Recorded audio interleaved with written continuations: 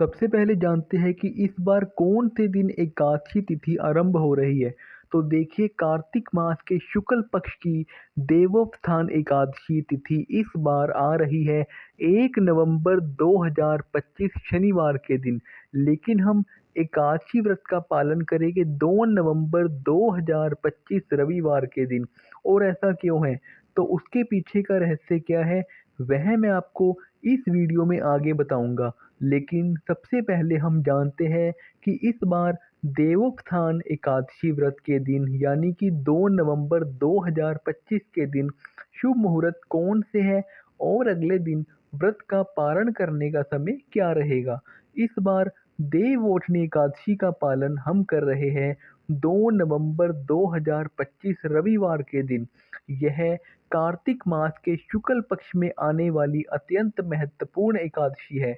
इस एकादशी का पारण करने का समय रहेगा अगले दिन यानी 3 नवंबर 2025 सुबह 6:43 से लेकर 10:21 के बीच में।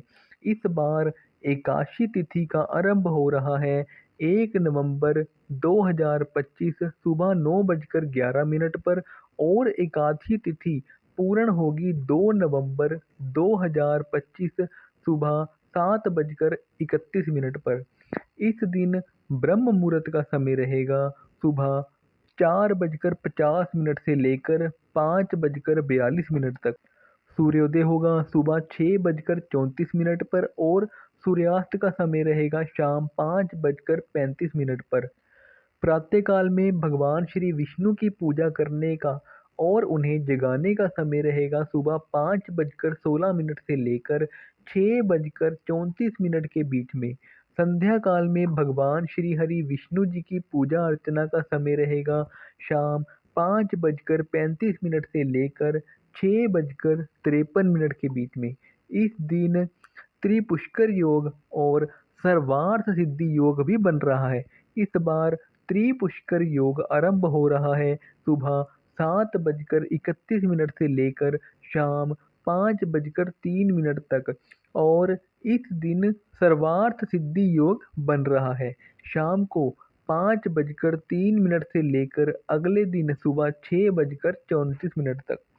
तो इस प्रकार से अगर आप देखेंगे तो इस बार की देव उत्थान एकादशी का पूरा दिन अत्यंत मंगलमय और पवित्र है। इस दिन में किसी भी शुभ कार्य की शुरुआत कर सकते हैं, गुरु प्रवेश कर सकते हैं, नया कार्य आरंभ कर सकते हैं। इस बार अभिजीत मुहूर्त लग रहा है सुबह 11:42 से लेकर 12:26 के बीच में और राहु काल रहेगा शाम 4:12 से लेकर 5:35 तक। इस बार एकादशी में भद्रा का वास भी हो रहा है, लेकिन वह सुबह 7:31 तक ही रहेगा क्योंकि इस बार भद्रा का वास पृथ्वी पर है, इसलिए वह किसी शुभ कार्य के लिए मंगल में नहीं है। इसलिए इस समय में कोई भी शुभ कार्य करने से बचना चाहिए। चलिए अब देखते हैं कि आखिर इस बार एकादशी तिथि 1 नवंबर को शुरू हो रही है, तो फिर हम उसका पालन 2 नवंबर को क्यों कर रहे हैं। तो देखिए, इस बार की जो एकादशी है वह त्रिपुष्का महाद्वादशी है। इसका अर्थ है कि ऐसी एकादशी तिथि जो अगले दिन द्वादशी के सूर्योदय तक विस्तारित हो रही है। और इतना ही नहीं, जो द्वादशी तिथि है वो अगले दिन त्रयोदशी के सूर्योदय तक विस्तृत हो रही है। और यह संयोग एक विशेष नक्षत्र बनता है और इस बार यह शतभिषा नक्षत्र में पड़ रही है जो कि शाम 6:20 तक रहेगा और उसके बाद पूरब भाद्रपद नक्षत्र आरंभ हो जाएगा। और इसी कारण से इस एकादशी को त्रिपुषा महाद्वादशी कहा जाता है। संपूर्ण वर्ष में इस प्रकार की कुल 8 महाद्वादशी तिथि आती है और उनमें से एक है यह देवोत्थान एकादशी।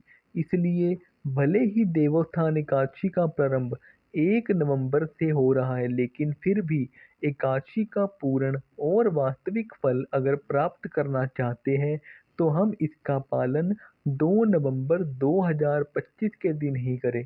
शास्त्रों में वर्णन आता है कि जब इस प्रकार त्रिपुरुषा एकादशी तिथि आती है तो उसका पालन महाद्वादशी के दिन करना चाहिए, यानी एकादशी के दिन नहीं, अर्पित द्वादशी के दिन एकादशी व्रत का पालन करना चाहिए।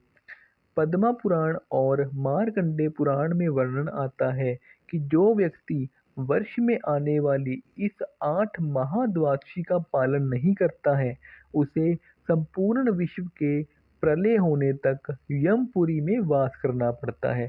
शास्त्रों में यह भी वर्णन आता है कि इस प्रकार महाद्वादशी तिथि जब भी आती है तो भक्तों को महाद्वादशी का सम्मान करना चाहिए, क्योंकि महाद्वादशी के दिन एकादशी व्रत का पालन करने से एकादशी तिथि का फल भी अपने आप मिल जाता है।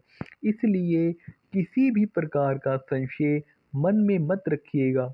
एकादशी का दिन छोड़ के अगले दिन द्वादशी पर ही इस व्रत का पालन करना चाहिए और गलती से भी इस बार 1 नवंबर को एकादशी व्रत का पालन करने की कोई आवश्यकता नहीं है।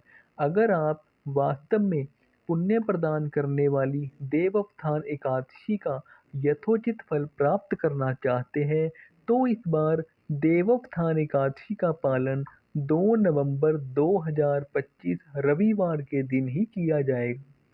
चलिए अब जानते हैं कि अगर एकादशी व्रत का पालन हम द्वादशी के दिन करते हैं तो एकादशी तिथि के नियम क्या रहेंगे।